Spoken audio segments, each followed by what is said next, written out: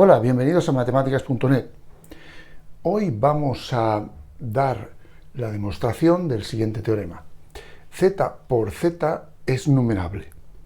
¿Qué significa esto? Significa que vamos a probar que el conjunto de los pares ordenados PQ, donde P y Q pertenecen ambos a Z, es un conjunto numerable. Bien, primero vamos a dar una serie de definiciones y luego una serie de lemas que van a apoyarnos en nuestra demostración. Obviamente, la primera definición que voy a dar es la de conjunto finito y conjunto infinito. ¿Vale? Bien. Hay varias formas de definir esto. Voy a hacerlo de la manera que me parece más sencilla para el objetivo final de la demostración del teorema. Un conjunto A es finito si A es vacío o A es no vacío y existe un entero positivo n, de forma que podemos encontrar una biyección f entre 1, 2, n y a. Es decir, podemos encontrar una biyección entre los primeros n enteros positivos y el conjunto A. Para hacer esto más conciso, voy a llamar sección inicial de los enteros positivos, sección inicial enésima, a los enteros 1, 2, 3 hasta n. ¿De acuerdo? Así que esto quedaría reformulado así. Un conjunto es finito si o bien es vacío o bien es no vacío y existe una sección inicial de los enteros positivos y una biyección entre esa sección inicial y A. Bien. Ahora, un conjunto es infinito, esta sería nuestra segunda definición, si no es finito. Bueno, esto parece una perogrullada, pero no lo es. Sencillamente tendría que ver que un conjunto es infinito cuando no es vacío, y siendo no vacío va a ser imposible que se dé esta condición. Es decir, por muchos enteros, por cualquier entero que busquemos, no vamos a encontrar ninguna sección inicial asociada a ese entero positivo, de forma que se pueda plantear una biyección entre esa sección inicial y A. Cabe señalar también que la definición de conjunto infinito por Dedekind es un poco más complicada que esto, porque dice que un conjunto es infinito cuando podemos encontrar una parte que no sea todo, una parte de ese mismo conjunto que no sea todo, y una biyección entre esa parte que no lo es todo y el todo, ¿vale? A nivel de definición más estricto tendría que decir que podemos encontrar un subconjunto impropio de ese conjunto y una biyección entre el subconjunto impropio y el conjunto total, ¿vale? Muy bien. Eso no lo vamos a tratar aquí, ni tampoco vamos a tratar la equivalencia entre esas dos definiciones de infinito, esta que he dado aquí y la de Dedekind. Bien. Ahora, la tercera definición es obligada, ya que aquí estoy hablando de numerabilidad y no lo he definido. La definición 3 es la siguiente. Un conjunto A es numerable si cumple lo siguiente. O bien es finito, o bien es infinito y existe una biyección phi entre los naturales y A. ¿De acuerdo? Lo repito.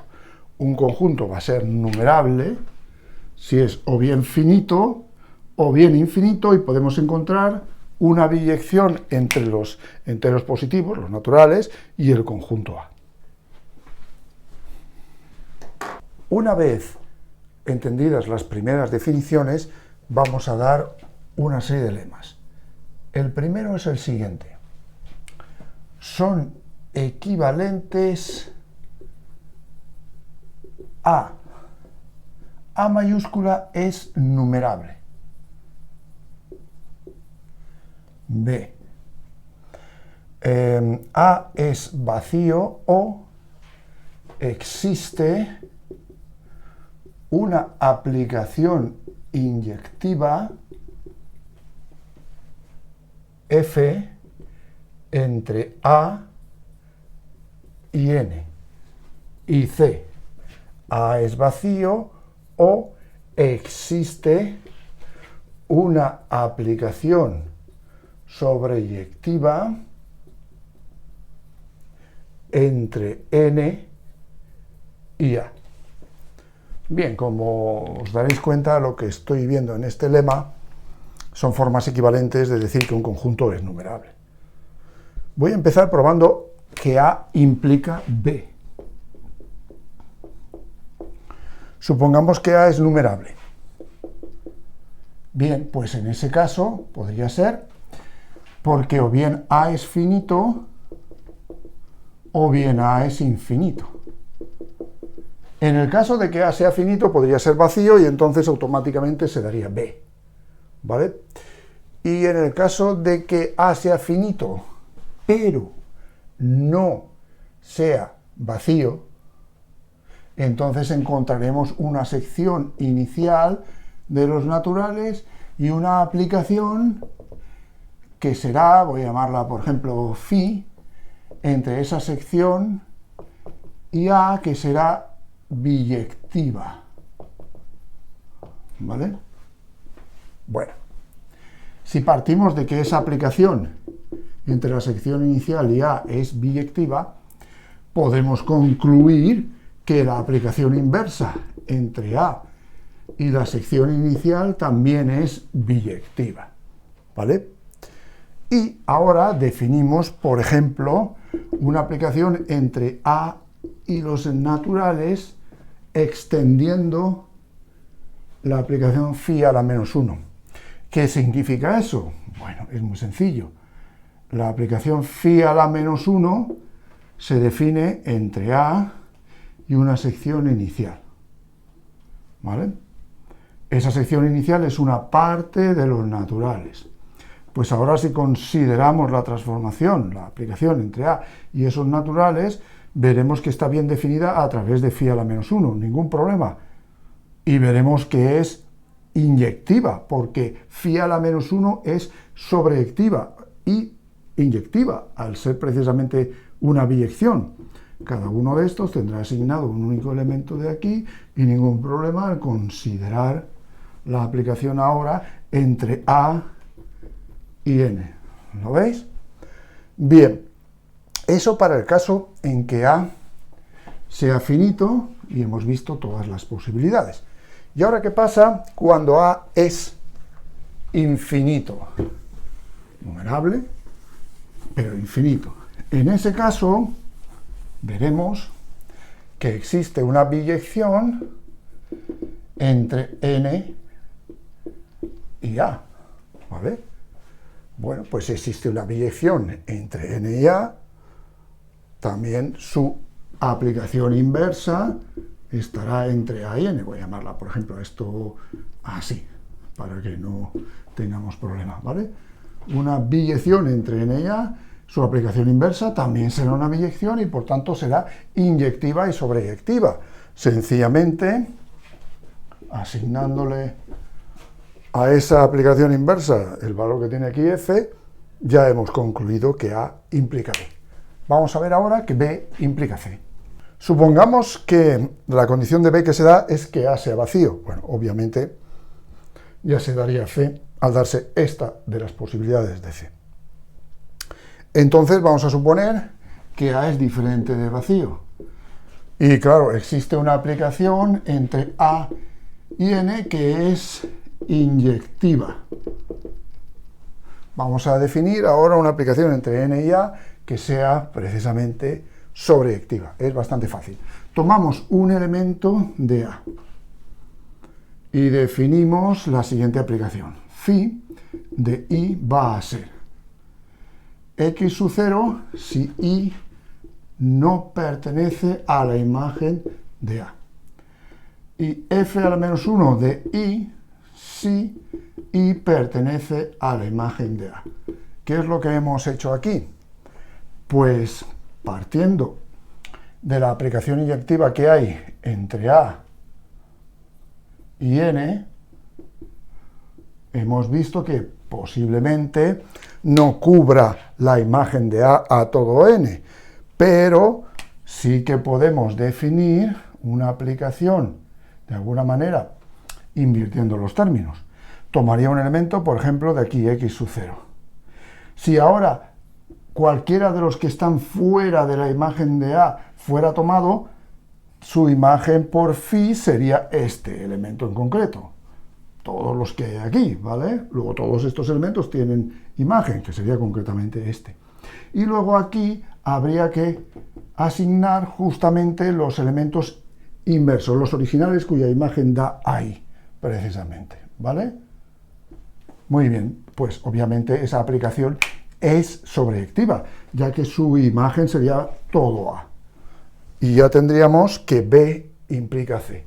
Vamos a terminar demostrando que C implica A. Bien, vamos a probar que C implica A. Supongamos que A es vacío, que es una de las condiciones de C. Entonces, automáticamente, A sería numerable y C implicaría A. Supongamos entonces ahora que A es diferente del vacío. Entonces, existirá una aplicación, que aquí hemos llamado F, entre N y A, que será sobreyectiva. ¿De acuerdo? Bien, ¿qué quiere decir eso? Quiere decir que la imagen por F de N será precisamente A, y que podremos escribir A como F1, F, como el conjunto F1, F2, F3 y así sucesivamente. Posiblemente estos elementos haya más de uno repetido. Si suprimimos los elementos repetidos, pueden pasar dos cosas. La primera es que A se quede solamente con una colección de elementos, por ejemplo, vamos a llamarle así, ¿vale? Desde 1 hasta R.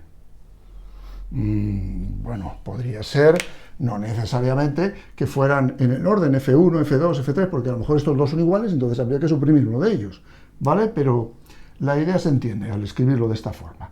Bien, pues ahora es evidente que podríamos encontrar una biyección entre una determinada sección inicial de los naturales y el conjunto A. Y esa biyección nos vendría nada más que dada precisamente por esto. A cada elemento de estos I le haría asignar F de I, ¿vale? El que corresponde. Al 1 F de 1, al 2 F de 2 y así sucesivamente. Repito que una vez eliminadas las redundancias, las repeticiones, ¿vale? ¿Qué pasaría, por ejemplo, si 1 y 2 tienen la misma imagen, F de 1 igual F de 2? Pues elijo una de las dos, por ejemplo, F de 1, normalmente por orden. Si ahora 3 es distinto, esto sería F de 3, pero sería, por así decirlo, el segundo de los elementos de la lista. Y aquí tendría que poner A2 F de 3, ¿vale? Pero esa construcción es viable y muy sencilla de entender. Bueno, ¿y qué pasa si ahora al suprimir, la segunda posibilidad es esa, qué pasa si ahora al suprimir lo que tenemos es una colección infinita? O una enumeración infinita. Pues bien, al ser una enumeración, precisamente, ¿lo veis? De nuevo puedo optar a definir una biyección entre N y A, asignando precisamente a cada elemento de N el correspondiente no repetido en la lista. ¿vale? El mismo proceso que antes, pero ahora para el caso infinito. Bien, de cualquier forma veo que A es numerable y por tanto C implica A. Como A implica B, B implica C y C implica A, esas tres condiciones son equivalentes. Vamos a probar un segundo lema que necesitaremos. El segundo lema dice que la unión numerable de conjuntos numerables es numerable. Vamos a explicar esto. Supongamos que tenemos una colección A sub i con i perteneciente a i, donde cada A sub i de la familia o de la colección es numerable. Y la misma colección, es decir, el conjunto de índices, mejor dicho, es numerable. ¿De acuerdo? Bien, la unión de todos ellos se simboliza así y son aquellos elementos X que pertenecen a los A sub i para todo i del conjunto de índices I mayúscula. ¿Vale? Vamos a probar que la unión de estos conjuntos es numerable. ¿Cómo lo hacemos? Bien, primero es evidente que si alguno de ellos fuera vacío, o muchos de ellos fueran vacíos, podríamos quitarlos de la unión sin afectar al resultado de la unión. Seguiría dando lo mismo. Así que voy a suponer que todos ellos son no vacíos. Y empezamos poniendo, por ejemplo, A sub 1, A sub 2, hay una enumeración de estos conjuntos, ya que el conjunto de los índices es numerable, ¿vale? Y por tanto podemos encontrar una biyección entre el conjunto de índices y el conjunto de los números naturales, o el conjunto de los números naturales y el conjunto de los índices, ¿vale? Bien, este conjunto lo voy también a enumerar a su vez, ya que es numerable. Pongo A sub 1, 1, A sub 1, 2, A sub 1, 3, ¿vale? Aquí pongo A sub 2, 1, A sub 2, 2, A sub 2, 3, y así sucesivamente, A sub n1, A sub n2, A sub n3, como veis es una especie de matriz infinita. Bueno, pues ahora voy a poner un poco, algunos más, para entender el proceso que voy a seguir. Voy a poner, por ejemplo, 1, 4, aquí 2, 4, 3, 4, n4, vale, suficientes. Voy a seguir un proceso en el que voy a formar una enumeración nueva. Como no he dicho que los conjuntos sean disjuntos 2 a 2, esa enumeración puede tener quizás elementos repetidos, ¿vale? Pero no va a afectar al resultado que quiero conseguir. ¿Cómo lo hago? Pues de la siguiente manera. El primer elemento de la enumeración es A sub 1, 1. El segundo es A sub 1, 2 y el tercero es A sub 2, 1. ¿Veis lo que estoy haciendo? El tercer elemento, el cuarto, perdón, es A sub 1, 3, luego será A sub 2, 2, luego A sub 3, 1. Voy haciendo diagonales. Si voy haciendo eso, consigo al final una enumeración, ¿vale? Muy bien. ¿Qué pasa con esa enumeración? Pues me permite definir una aplicación entre n y la unión de todos estos conjuntos que es sobreyectiva. ¿Y eso por qué? Fijaos, está claro que cuando vaya haciendo phi de 1, que es este, phi de 2, que es este, phi de 3, que es este, voy a conseguir al final todos los elementos de la unión. Están ahí, todos los elementos de la unión, siguiendo las diagonales, ¿vale? Bien, entonces obviamente esta aplicación es sobreyectiva, ya que la imagen de esta aplicación, de n por esta aplicación, es la unión. Y como hemos visto en el lema anterior, si tenemos una aplicación phi de n en un determinado conjunto que es sobreyectiva, concluimos que ese conjunto tiene que ser numerable. Por lo tanto, la unión de estos conjuntos numerables, la unión numerable de estos conjuntos numerables, es numerable. Un corolario inmediato del lema 2 es el siguiente. Si A y B son numerables,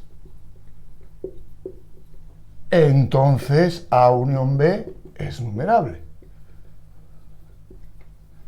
Bastaría tomar la familia A sub I con I perteneciente de mayúscula definida así: A, B, B, B y así hasta conseguir una familia numerable. ¿Lo veis? Ya que en ese caso la unión de todos ellos sería precisamente la unión de A y de B. Y como hemos probado antes, la unión numerable de conjuntos numerables es numerable. Todos estos son numerables y la colección es numerable. Por lo tanto, llegaríamos a esa conclusión. ¿Lo veis? Bien, voy a hacer un tercer lema. En ese lema voy a probar que si A y B son numerables, entonces el producto cartesiano de A por B también es numerable. Me voy a apoyar de nuevo en el lema 2. ¿Cómo?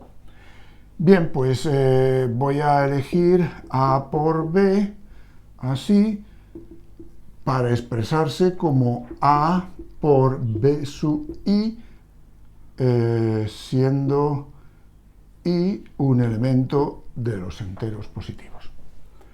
¿Vale? ¿Eso cómo lo puedo hacer? Es sencillo. Fijaos que B se podría enumerar. B sub 1, B sub 2, así. B sub n, ¿vale? Porque es numerable. El producto cartesiano de A por B podríamos entenderlo como el producto cartesiano de A por cada uno de los elementos de B. O sea, fijaos que aquí, si cojo un elemento de B, por ejemplo el segundo, esto sería A, B sub 2, donde voy variando A en el minúscula, en el conjunto A, y saldrían todos los que tienen la segunda componente B sub 2. Vale, si ahora cojo otro, B sub 3, pues saldrían todos los que tienen la tercera componente, la segunda componente B sub 3, perdón. Y así sucesivamente. Si los uno todos, tendría al final la colección de A por B, o sea, el producto cartesiano de A por B. Muy bien, pues es evidente que estos conjuntos A, producto cartesiano, B sub I, independientemente del B sub I, son numerables. ¿Y cómo lo puedo probar? Pues de manera sencilla. Voy a definir una aplicación f sub I de A por B sub I, o mejor aún, de n en A por B sub I. ¿Cómo? Bueno, evidentemente A es numerable, ¿no? Por lo tanto, existe una aplicación G que va de n en A. A cada elemento de n le hace corresponder un G sub n, que es el de A, y me permite una enumeración. Pues entonces esta aplicación la voy a definir precisamente así. A cada n le voy a hacer corresponder G sub n y B sub I. ¿Lo veis? Entonces es evidentemente una biyección, ya que es inyectiva y sobreyectiva. Al ser inyectiva y sobreyectiva, la aplicación G de la que la he tomado. Por lo tanto, el lema 3 será: si A y B son numerables, el producto cartesiano de A por B es numerable. Muy bien, pues ya está. Básicamente tengo todo lo necesario para probar mi teorema. Voy ahora ya a probar el teorema con todos los lemas que he probado antes. Bueno, primero, el conjunto de los números enteros es numerable. ¿Vale? ¿Cómo puedo probar esto? Es una forma inmediata. Voy a probarlo dividiéndolo en tres conjuntos: el de los enteros positivos, 0, y el de los enteros negativos. Como los enteros positivos son los naturales, la biyección dada por la identidad me permite decir que este conjunto es numerable. Vale. Ahora voy a definir una aplicación entre los naturales y los enteros negativos. Sencillo, a cada natural le doy su opuesto. Y eso me permite concluir que esta aplicación es una biyección y por tanto z menos también es numerable. Obviamente el conjunto formado solamente por el 0 es finito y por tanto numerable. Como aquí hay 3, que es una colección finita de conjuntos numerables, su unión, que es z, es numerable. Ya está. Y ahora, sabiendo que z es numerable y recordando que en el corolario, en el lema anterior he visto que si dos conjuntos son numerables, su producto cartesiano es numerable, pues concluyo que z por z es numerable. Y ya está probado el teorema. Todo el trabajo previo me ha llevado a esto.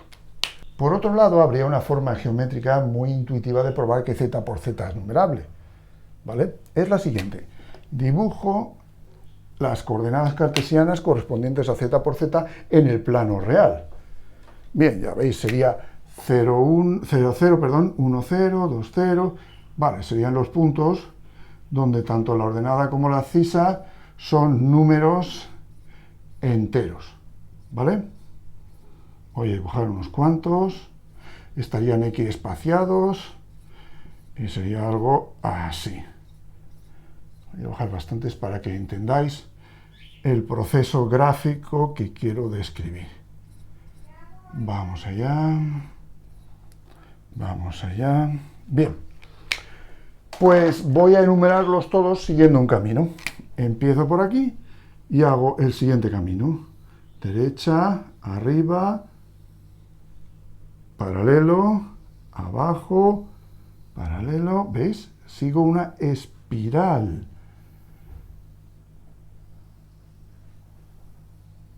Esa espiral me permite definir una enumeración de los elementos de z por z y por tanto es numerable. Bien, pero claro, hay que justificar todo esto. En principio es una demostración visual y como tal es buena hasta cierto punto.